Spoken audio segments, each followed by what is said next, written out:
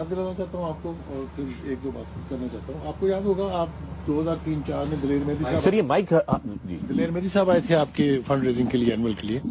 तो उस वक्त आपने दो बातें की थी। एक तो ये कहा था कि मैं आज तक किसी शाम इस परेशानी से नहीं सोया हूँ कि शौकत खानम कैसे चलेगा। दूसरी बात आपने ये की थी कि जब भी कभी मुझे कोई मेजर इन्वेस्टमेंट की जरूरत पड़ी है, पेट स्कैन की जो मशीन आपने भी कहा, तो आपने बताया था कि 40 करोड़ की वो आएगी, समथिंग लाइक दिस। तो आपने कहा मैंने अपने 3 दोस्तों को बुलाया कि मैं उनसे मशवरा करूं कि इसकी फंड रेजिंग कैसे करूं।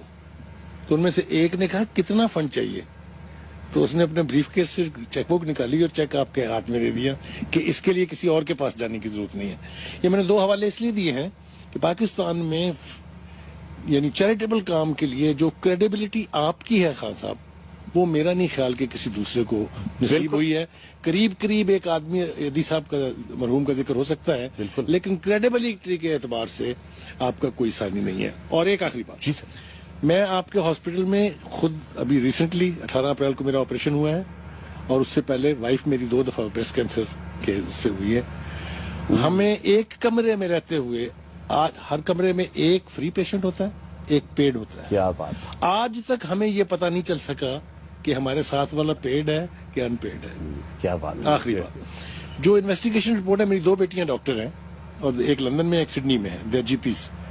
उन्होंने अपनी वालदा का ऑपरेशन वहां करवाया। डॉक्टर कोकन है उनके, जो 90 साल का बंदा है, जो कैंसर का मास्टर माना जाता है वहां। उसने कहा जो इन्वेस्टिगेशन रिपोर्ट्स शौकत खानम की हैं, ये मेरे मुल्क में मुमकिन नहीं। क्या बात है, ये बहुत जबरदस्त बात है। ये बहुत जरूरी बात है दोस्तों, ये आपके सुनने के लिए बहुत जरूरी है।